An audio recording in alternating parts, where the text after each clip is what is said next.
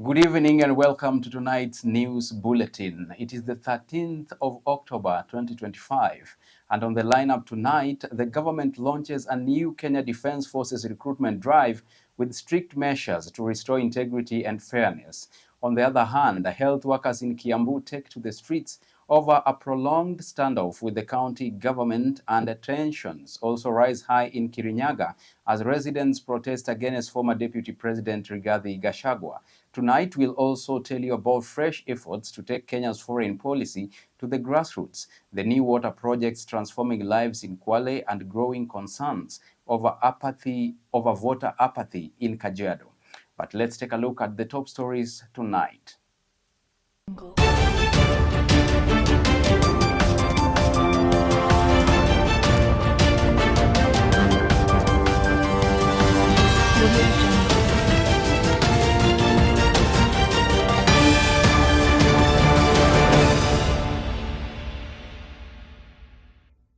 It is very disappointing that we are out there. We did announce right from 29th. You know, this is almost the second week, but these so-called Gen Zs who have been agitating to get votes in large numbers are not coming. Can you imagine, up to the second week now, we only have enlisted 53 voters.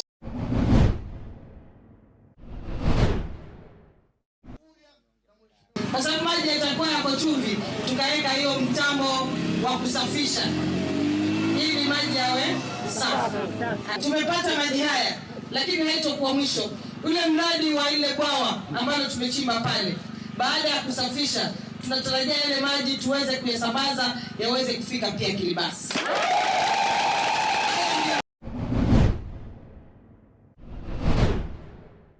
Wasichana wasiposoma na wasipokuwa katika hizi spaces za leadership na also decision making spaces, we won't have their voices heard and we won't make the decisions zenye itakuwa inamekiwa haitakuwa so inclusive for the girl child. So we believe by wao kusoma already tutapata sauti yao hapo.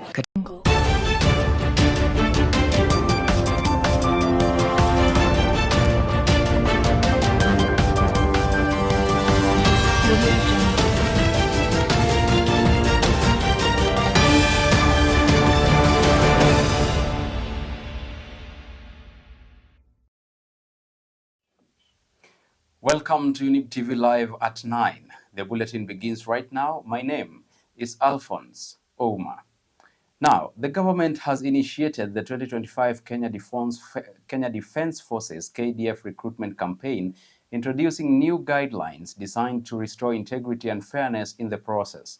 Defense Cabinet Secretary Soipan Tuya, while giving an address at the KDF headquarters in Nairobi today, underscored the government's dedication to eradicating fraud, favoritism, and corruption that have historically affected military recruitment. In her speech, Tuya affirmed the government's pledge to establish a tamper-proof, transparent, and merit-based recruitment system. Will result in automatic disqualification and subsequent prosecution. The integrity of the process is therefore non-negotiable. Let me reiterate once again that recruitment into the KDF is free of charge. We do not ask for bribes, we do not take bribes, and we do not give bribes. Anyone doing any of these things is a criminal and should be treated as such. Any officer or staff found engaging in any form of malpractice will be dealt with decisively, while civilians equally attempting to buy their way into the forces will be prosecuted without exception. We want to urge Kenyans of goodwill, including members of the Fourth Estate, to please help us by exposing anyone asking for money in the name of helping anybody to secure a slot into the Kenya Defence Forces.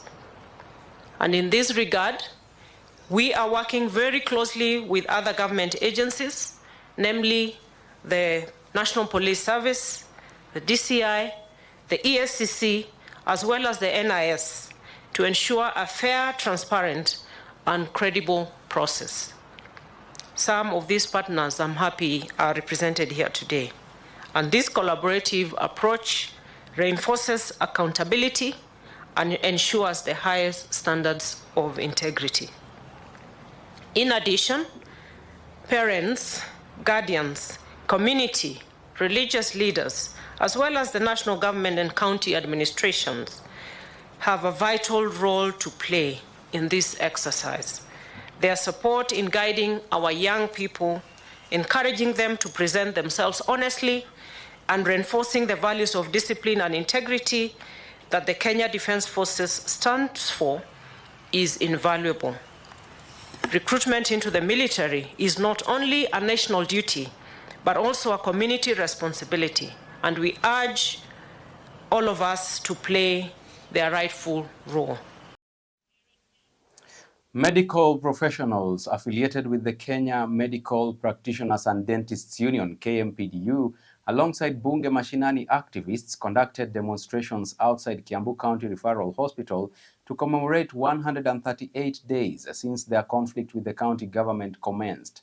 The union is urging immediate measures to tackle the persistent health crisis as the Council of Governors convenes with Kiambu officials regarding the matter. Under the leadership of Secretary General Davji Atela, the healthcare workers pledged to initiate a signature collection campaign to petition President William Ruto for the removal of Kiambu Governor Kimani Wamatangi, cautioning that they will resort to a nationwide strike if their concerns remain unaddressed.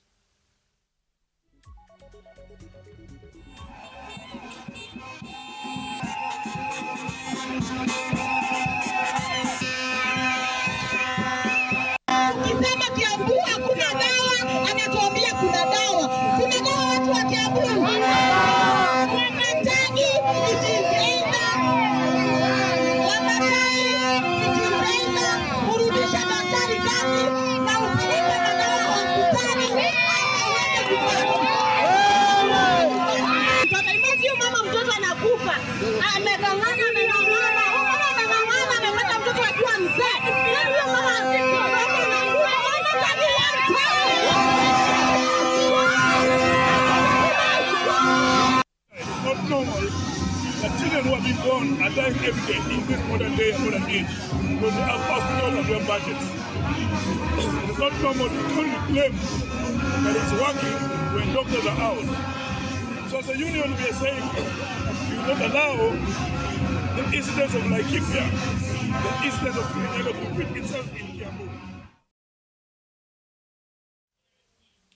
Now, tensions escalated in Kirinyaga County on Monday, 13th October, as numerous residents took to the streets to demonstrate against former Deputy President Rigathi Gachagua. In footage and images shared online, the demonstrators, primarily women, proclaimed themselves as devoted supporters of Kirinyaga Governor Anne Waiguru while they paraded through the streets holding placards criticizing the leader of the Democracy for Citizens Party, DCP. The protesters also ignited bonfires along the heavily trafficked Kutus Road, leading to traffic disruptions and drawing the attention of local authorities. Sisi kama wamama tuko hapa kama tumekasirika sana. Tumekasirishwa na Rigathi Gachagua. Wamonyoro, tunataka kukwambia hivi Wamonyoro, vile unajiita, ujue hapa sio Wamonyoro. Hapa ni Kirinyaga na Kirinyaga iko na wenyewe. Tafadhali tunakuomba kwa heshima, hatutakutukana vile ulitusi mama yetu. Kwa sababu sio Waiguru alijiweka hapa, sisi. Kukuita mjinga unatuita sisi wajinga. Sisi ni wajinga. Kesi kwingine ukija hapa ujue sisi si wajinga, na kama unataka tukuona wewe ni mwerevu, uanze waheshimu viongozi wetu, ndio na sisi kesho tukufanye kiongozi wetu. Kusema tunaungana hapa kwa ajili ya kuhuzunika sana kwa sababu ya gavana wetu Waiguru kutukanwa na mtu. Na uwezi ukatukana mtu akiwa kwake nyumbani. Inawezekana kweli? Haiwezekani. The Ministry of Foreign and Diaspora Affairs has initiated a nationwide distribution of Kenya's foreign policy document to citizens at the grassroots level as part of a strategic effort to enhance the country's appeal for foreign and diaspora investment. Ambassador Joseph Maida, the Director General for Political and Diplomatic Affairs of the Ministry, states that the outreach initiative, referred to as Foreign Policy Mashinani, is also intended to create a cooperative framework between the Ministry of Foreign and Diaspora Affairs and the devolved units. Foreign policy has always been seen as the preserve of Ministry of Foreign Affairs and the executive. But now we have an opportunity to get everybody involved. So how does this happen? We have to create synergies. We have to be well coordinated between the top and the bottom so that we are able to exploit the opportunities that exist in the counties. We also are looking for opportunities for Kenyans to go out there in a regular manner, in a protected manner, in a manner where they are going to be able to get good benefits out of their moving there. You can see this is a big step. It's actually what I call a bold step now to bring the foreign policy to Mashinani. So Kisumu region and the Nyanza region will be the first segment. We will have opportunity to go to other regions to explain Kenyans how they can relate and benefit from understanding the Kenyan foreign policy because it affects them. And now we take a quick break right here on Younib TV Live at 9. See you on the other side of this broadcast.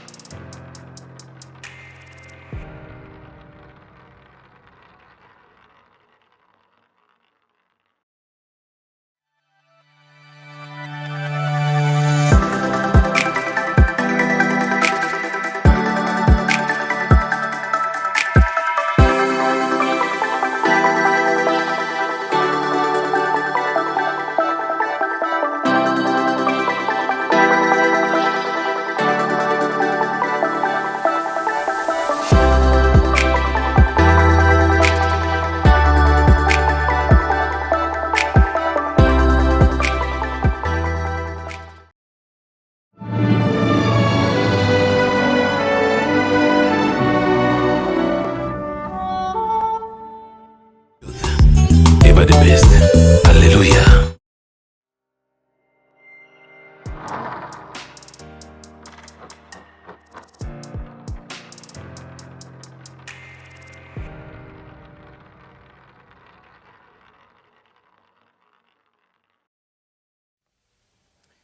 Welcome back. Now, Kwale Governor Fatuma Achani has officially opened a water well with a distillation plant for Masowat Community Development Corporation in Kilibasi, as well as the distribution of Mtulu water pipes to Mwakunde, Mwanzungu, and Magalani in Kinango. The water projects implemented by the county government and funded by the World Bank are aimed at solving the problem of water scarcity in the Kinango and Samburu areas. According to Governor Achani, more than 1,500 families are expected to receive water for domestic use, agriculture, and even livestock. Kwa sababu maji yatakuwa yako chumvi, tukaweka hiyo mtambo wa kusafisha ili maji yawe safi. Tumepata maji haya, lakini haitokuwa mwisho. Ule mradi wa ile bwawa ambalo tumechimba pale, baada ya kusafisha, tunatarajia ile maji tuweze kuyasambaza yaweze kufika pia Kilibasi. Tunataka hili janga la maji liweze kuisha kabisa. Kwa hivyo tuko katika process ya kutafuta kila mbinu ya kuhakikisha kuwa mwananchi anaweza kupata maji safi ambayo yako salama pia. Maji ya hapa, huu mlima unaoona, jamii ya hapa ilikuwa ikikosa maji wakati wa ukame, watu walikuwa kupanda juu kutafuta maji. Na maji kikauka, kwa tunaenda kilomita 40 hapa mpaka mpakani. Na watu walisafiri mpaka Magdalene Road kutafuta maji. Lakini Mungu alipokuleta wewe hapa Kwale, tumeona tofauti kwa sababu maji sasa tuko nayo. Yale ambayo umetufanyia ni makubwa. Hatuwezi kuhesabu mno. Maana mahali tulipokuwa, tulikuwa tumeteseka. Maji tunayatoa Magina. Nyakisa katika misara yetu, katika eneo ya Kilibasi, watu wanateseka. Lakini kwa leo tunashukuru kwa uvumbuzi ambao umekuja nao, nasi tuweze kuonja maji kama watu wa Makina. Despite Kajiado East constituency hosting the official launch of the country's new voter registration exercise, only 53 voters have been registered so far, with the low turnout being increasingly witnessed. Speaking while supervising the student elections at Dawamu School, IEBC officials in Isinya expressed disappointment with the number, calling on the youth to come forward and register as voters so that they can use the opportunity to make a decision on choosing leaders in the upcoming general election. It is very disappointing that we are out there. We did announce right from 29th. You know, this is almost the second week, but these so-called Gen Zs who have been agitating to get votes in large numbers are not coming. Can you imagine, up to the second week now, we only have enlisted 53 voters. It is very disappointing that we go sit in the office from morning to evening and we only register 2 or 3 people in a day. What a shame is that. We're wasting government money. The reason for doing this is actually to encourage our young people, more so the Gen Z, because in most and actually in very many elections in our country, they are non-starters. They do not appear during the election time. So by doing this, number one, we are empowering them.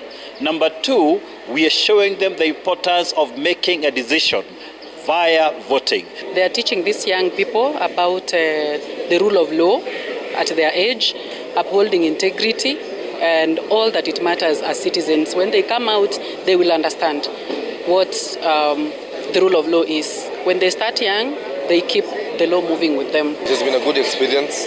I've been able to learn and to educate myself on the importance of voting, the importances of the one vote counts, and it has been a great experience for me. They have guided us on what we will do, and I think it will help us in the future life.